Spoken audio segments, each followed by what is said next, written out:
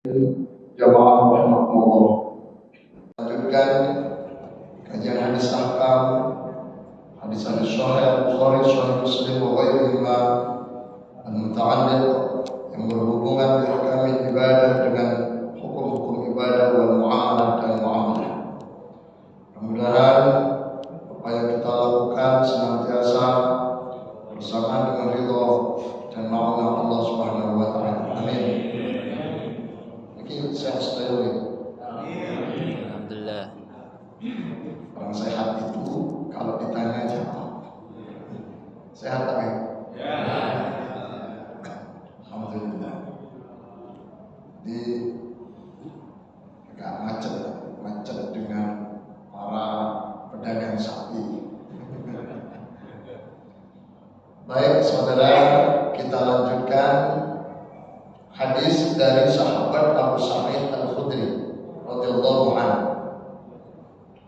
Nahnu nastatiru ba'duna ba'din min al-ghurib.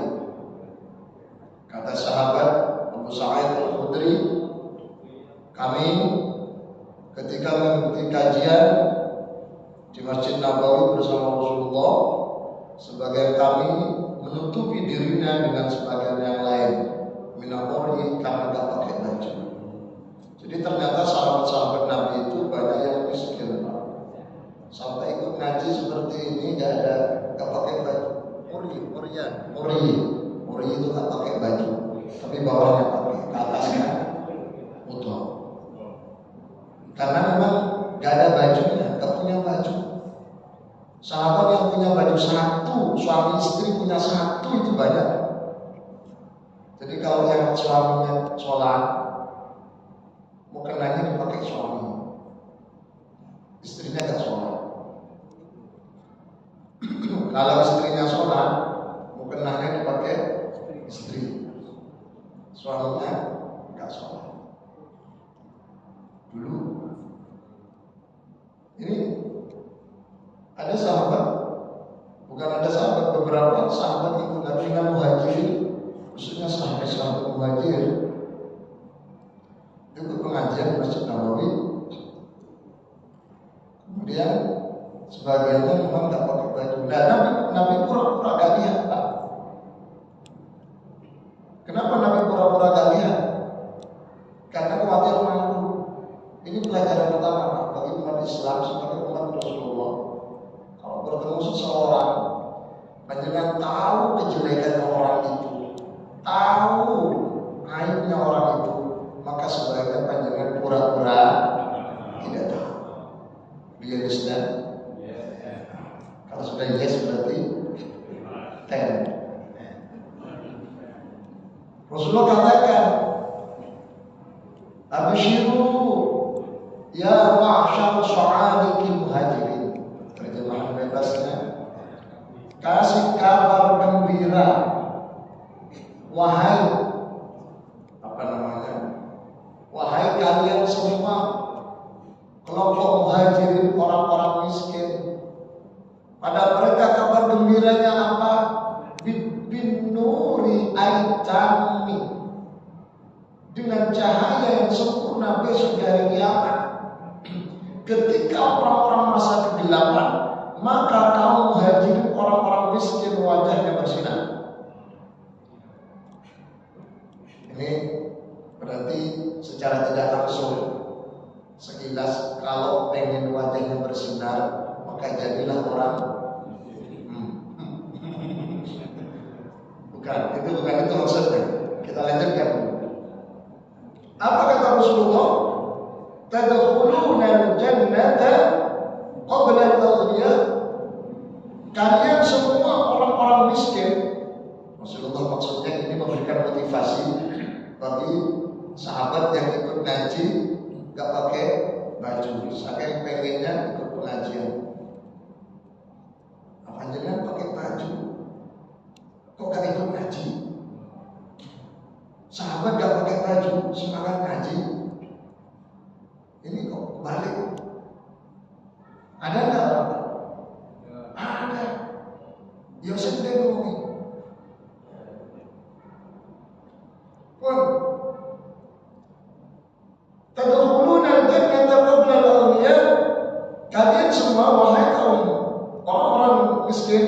sholat ibadah, sampai ke masjid nggak pakai baju akan masuk surga. Qoblal awliya, sebelum orang-orang kaya. Ini belajar juga. Jadi kalau pengen masuk surga duluan maka jadikan orang miskin. Kalau sahabat bertanya, berapa selisihnya Rasulullah? Binisfi yaumi, setengah hari. Perkiraan setengah hari, Pak. Yang miskin masuk surga habis subuh, yang kaya masuk surga habis setengah hari. Sahabat bertanya, kam muddata yauman Rasulullah, kam muddata, berapa yang dimaksud dengan satu hari hari akhirat? Inna yauman yaumal qiyamati ka'alfi sanatin. Satu harinya hari kiamat itu sama dengan 1000 tahun. Satu harinya hari kiamat sama dengan 1000 tahun. Jadi kalau ada orang disiksa di neraka satu hari, berarti berapa? 1000 tahun. 1000 tahun. 2 hari 2 tahun. Setengah hari 500 tahun. Kalau masuk surga ditunda setengah hari berarti 500 tahun. Orang miskin masuk surga dengan orang kaya selisihnya 500 tahun. Mendengar penjelasan semacam ini, sahabat Utsman bin Affan pulang, segera pulang, Pak. Ngambil uangnya, disedekahkan, uangnya dibagikan, semua dibagikan, dengan harapan uangnya habis dan menjadi orang miskin. Bisa ditiru Pak. Habis sholat isya pulang, ambil uangnya, kasihkan legal bahasa, kasihkan ini Ustaz, kasihkan semuanya. Ini sahabat Utsman ingin menjadi orang miskin. Ternyata dengan izin Allah uangnya semakin disedekahkan semakin banyak. Bukan justru tambah berkurang tapi tambah banyak. Inilah kebenaran sabda Rasulullah. Mana qasamanu min shudaqatin bal yazdadu. Harta benda yang disedekahkan sedikit pun tidak akan berkurang, bahkan tambah dan bertambah. Ini kata Rasulullah.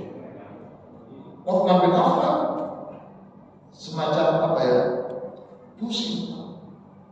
Kok kehabisan semua ini tambah lagi. Akhirnya sahabat Utsman bin Affan perintahkan. Utsman ini kan pegawai, pedagang, pebisnis. Kalau sekarang kira-kira siapa yang pebisnis siapa di sini? Kayaknya pebisnis. Yang punya karyawan siapa? Kata pebisnis Al-Bajali itu, hai karyawan-karyawanku, kata Utsman bin Affan. Baik, mulai besok kalian pulang Suriah, ke Yaman, ke Afrika, kamu ke Yerusalem, pulang. Pulang apa Utsman? Sahabat. Pulang barang-barang rusak, pulang barang-barang busuk. Yang pulang kurma cari kurma yang busuk, yang pulang anggur cari anggur yang busuk, dengan harapan kalau dijual kalah.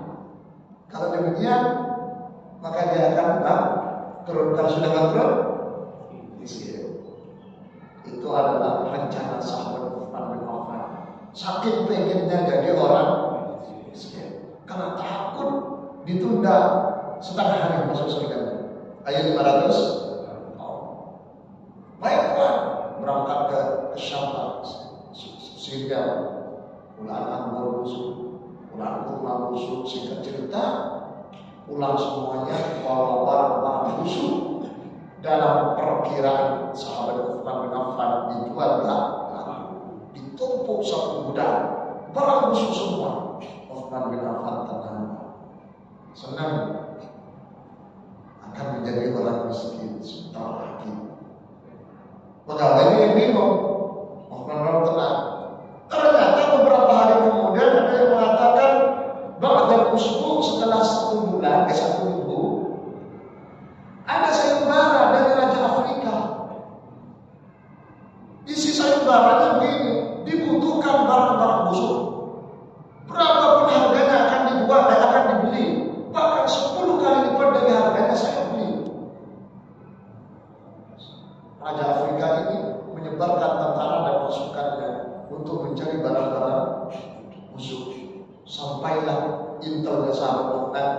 Raja Afrika bahwa yang punya barang busuk adalah sahabat Uthman bin Affan. Didatangi Pak dengan sopannya, Tuan Uthman, kami mendengar dari informasi bahwa panjenengan mempunyai stok banyak barang busuk. Tolong jual pada kami sahabat Uthman. Uthman bin Affan bingung.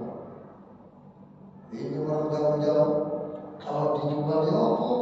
Gak dijual ya apa? Tolong Uthman, sahabat Uthman, kalau kami pulang gak bawa apa-apa, khawatir kami dipecat atau bahkan dipenjara oleh raja kami. Berapa saja kami beli? Dibeli kali 10 kali lipat barang busuk. Dijual barang sahabat Uthman bin Affan. Setelah dijual, akhirnya Uthman bin Affan semakin kaya. Tapi aja ditiru. Nanti bukan barang busuk pada harapan di sahabat Uthman menjadi semakin kaya. Makin tenang Pak. Ini artinya bukan itu. Setelah itu sahabat Uthman bin Affan bertobat dan menghadap suara kepada Rasulullah. Rasul, dalam Uthman, berikan Rasulullah. Kenapa? Setelah saya mendengar ceramahnya panjenengan, saya pulang bersedekah. Uang saya mau dihabisin, ternyata uangnya semakin banyak. Bahkan saya pulang barang-barang busuk dengan harapan menjadi orang bangkrut dan jatuh miskin, ternyata tetap semakin banyak. Sahabat Rasulullah bilang, kenapa memangnya kamu ingin jadi orang miskin? Uthman menjawab, saya pengen masuk surga duluan daripada yang kaya. Kan panjenengan yang bilang sendiri, yang miskin masuk surga duluan. Rasulullah menjawab, begini loh maksudnya. Saya ceramah, tadkhuluna al-jannata qabla al-awliya, bahwa orang miskin masuk surga sebelum orang kaya itu. Saya ceramah itu karena banyak orang miskin yang hadir. Saya ingin memberikan motivasi pada mereka yang gak pakai baju itu. Untuk orang kaya yang lain, Rasul kemudian cerita panjang lebar bahwa orang kaya yang dermawan, orang kaya yang peduli Islam, orang kaya yang kekayaannya ya'izil Islam wal muslimin, untuk kejayaan Islam dan umat Islam, mereka akan masuk surga bersama para ulama, para kiai, para ustaz, para tuan guru. Kira-kira kalau masa sekarang Uthman bin Affan mendengar penjelasan Rasulullah, orang kaya yang dermawan masuk surga duluan. Yes, untung gak jadi miskin. Apa pelajarannya Pak? Pelajarannya betapa dahsyatnya sikap Rasulullah ketika Rasulullah menghadapi orang miskin Rasulullah kasih motivasi diangkat Rasul. Berhadapan dengan orang kaya yang dikasih motivasi. Makanya panjenengan sedaya niku baca hadis itu gak boleh sepotong-sepotong. Baca hadis itu harus tepat sasaran. Jangan baca satu hadis kemudian diamalkan. Dan harus tepat sesuai dengan teks dan konteksnya. Ada seorang pemuda menghadap Rasulullah, ingin minta nasihat pada Rasulullah. Ya Rasulullah, wahai Rasulullah, ayu amalin ahabbu ila Allah, amalan apa yang paling dicintai oleh Allah? Kata seorang pemuda ini, seperti ini kan pemuda ini, berapa mas? 18, 19, 20. Mahasiswa sudah lulus. Mahasiswa itu ada mahasiswa, ada mahasiswi, ada mahasiswa. Mahasiswa sudah tua. Saya aja pernah ketemu dengan mahasiswa umur 68, yaitu seorang model umur 68. Saya tanya, Pak Kiai kok masih kuliah S1 beasiswa, jurusan bahasa Arab? Kan sudah sepuh Pak? Iya. Kan sudah ikut seminarnya? Sudah gak ada, kan 678. Kenapa? Saya ingin memberikan contoh sama cucu saya, biar cucu saya ikut kuliah dan punya kebanggaan. Wah itu Pak, kuliah. Itu penting Pak. Makanya panjenengan yang belum sarjana, yang sekarang sudah umur 60, 70, kuliah Pak. biar cucu cicitnya bangga. Tapi gak harus makan. Ikut ngaji aja Pak, di masjid Pak, biar cucu cicitnya bangga. Mbah ini masjid, mbah nanti negara dulu, nggak ambil Pak, enak masjid dulu Pak. Ambil Pak. Bon, saya lanjut tadi sampai mana ceritanya? Pemuda. Rasul beri amalan saya. Kalau saya amalkan Allah mencintai saya. Alhamdulillah.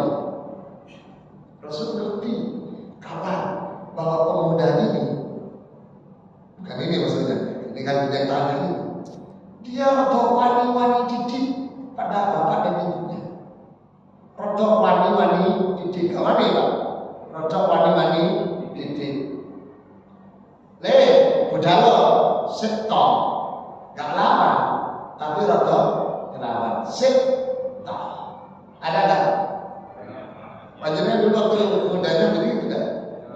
Itu masuk anak durhaka. Ngono tok iku wis masuk kategori durhaka. Apa kata Rasulullah? Ketika pemuda itu minta nasihat kepada Rasulullah, minta amalannya, ketika diamalkan menjadikan diri dicintai oleh Allah, Rasul menjawab sesuai dengan konteksnya. Birrul walidain. Amalan yang paling baik dan mendapatkan mahabbah dari Gusti Allah, khusus pemuda itu berbakti pada kedua orang tuanya. Kenapa? Karena Rasul tahu bahwa dia adalah roto wani didik pada orang tua. Pada kesempatan yang lain, Rasul dapat pertanyaan yang sama, tapi orang yang berbeda. Ada pula sedikit orangnya Pak. Rasulullah, ayu amalin ahabbu ilallah. Amalan apa yang paling dicintai oleh Allah? Kata orang tua ini, Rasul ngerti kalau orang ini kalau dia sholat atau alasan sholat Pak, tapi roto alasan. Apa jawaban Rasulullah ketika ditanya dengan pertanyaan yang sama? Bukan birrul walidain. Rasul menjawab, as-sholatu fi waqtiha, sholat tepat waktu. Sholat tepat waktu. Ada kesempatan lain orang yang tanya, ada orang tanya, curhat kepada Rasulullah, pertanyaan yang sama, orang berbeda. Rasul, amalan apa yang paling dicintai oleh Allah?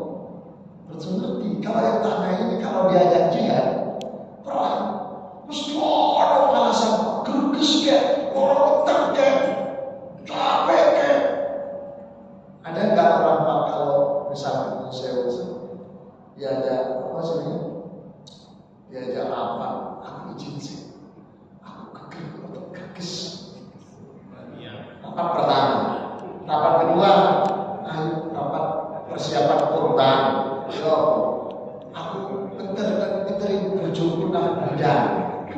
Oh, kowe ono ae alasan untuk ikut dari itu apa? Ada enggak Pak? Mau diteko? Baca. Pokoknya ada kerumunan, kalau yang begini. Dan orang yang biasa izin lorotan, padahal gak lorotan, hati-hati lorotan tekan. Kan ada orang pemilih, ada seorang pejabat tinggi punya anak. Ketika anaknya itu dapat panggilan kerja di satu perusahaan besar, dalam waktu yang sama dapat panggilan pekerjaan, dua-duanya dapat pekerjaan. Apa panggilan? Akhirnya orang tuanya bilang, telepon, bos, mohon maaf bos, anak saya sakit, kata si orang tua pejabat ini. Padahal karena dalam saat itu dia tes di perusahaan yang satu, maunya di tes semua Pak, ingin tahu sampai di mana. Dibilang anaknya sakit, setelah itu sakit benar mati Pak. Kalau dibilang benar mati benar mati dikuburin dulu. Makanya kalau sehat bilang sehat, kalau perlu sakit juga bilang sehat. Ini penting. Cuma kritis saja. Gimana kabarnya Pak? Alhamdulillah sehat. Dengan ucapan alhamdulillah sehat, dengan ikhlas, Allah akan memberikan kesehatan. Kritis betul, lorong kabeh Ustaz. Padahal cuma titik lorong kabeh. Hati-hati. tapi ajaran Islam. Omongan itu adalah doa. Jangan ngomong sehat, pasti diberikan sehat oleh Allah. Ya Mas gitu. Sangat sehat Pak. Alhamdulillah sehat. Alhamdulillah.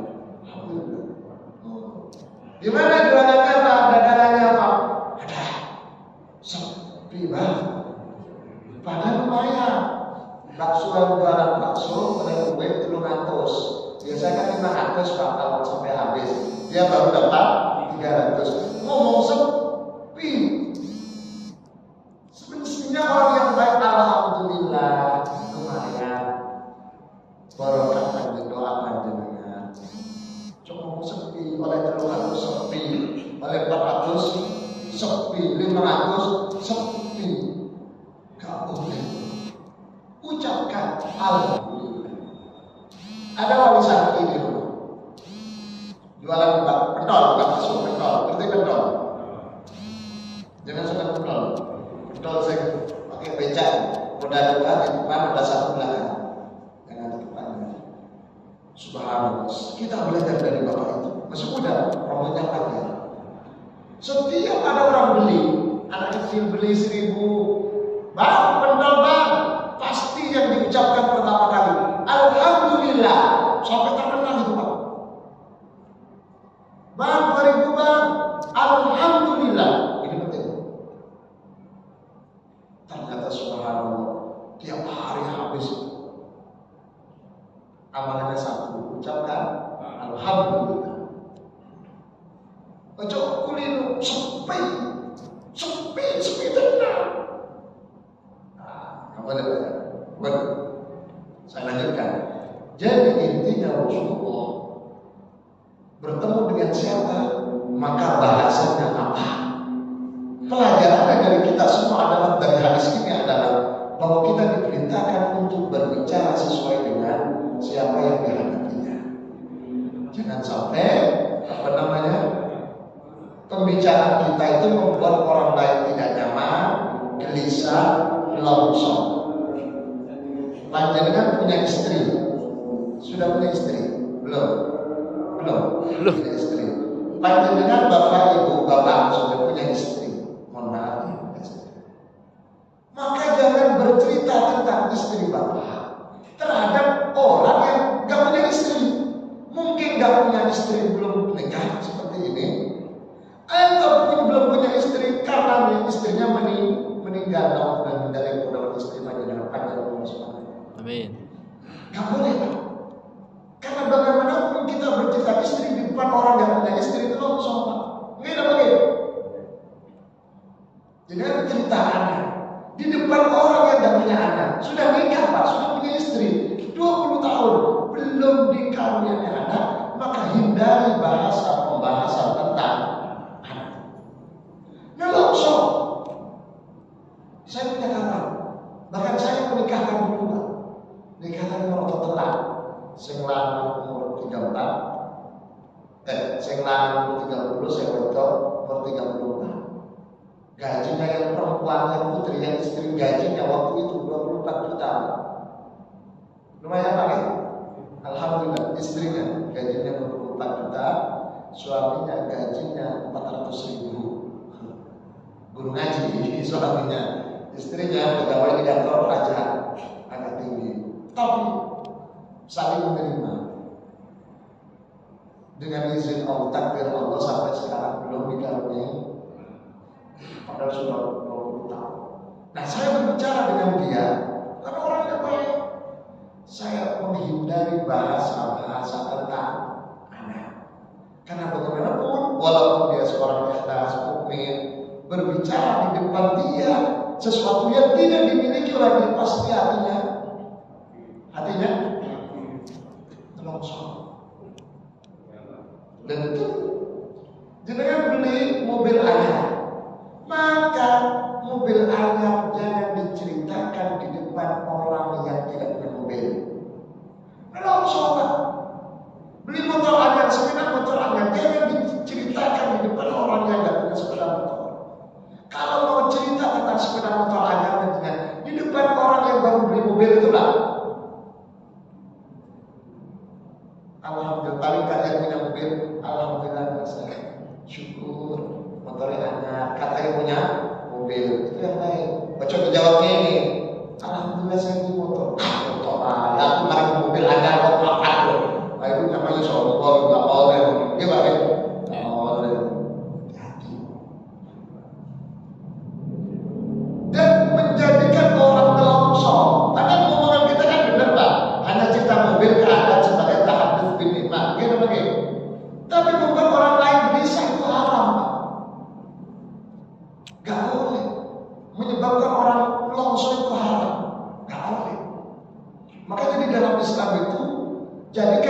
dan ucap kata kita sekiranya orang itu senang. Senang. Apa istilahnya? Kalau hadisnya idkhalus surur. Idkhal itu melebokno asyurur, rasa senang dalam hati seseorang. Sunnah. Makanya memang di dalam ajaran Islam, orang Islam dianjurkan menampakkan kebahagiaan di depan orang lain. Jangan menampakkan kesedihan di depan orang lain. Yang disebut dengan tahadduts bin nikmah. Wa amma bi ni'mati rabbika fahaddits. Dengan nikmat Tuhan, nikmatnya Allah, maka ceritakan dalam rangka syukur. Maka semestinya orang syukuran haji, syukuran umrah itu setelah pulang. Kita enggak, ada jalan Bapak, syukuran haji Ustaz, alhamdulillah saya dapat panggilan.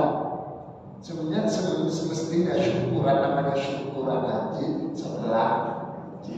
Kalau belum itu bukan syukuran, namanya selamat dan perjalanan selamat. Makanya orang Madura dulu selamatannya itu syukurannya mesti pulang setelah pulang. Jarang orang selamatan ataupun syukuran acara itu sebelum berangkat. Dulu, sekarang baru aja Pak. Kalau di Madura sebelum berangkat, ya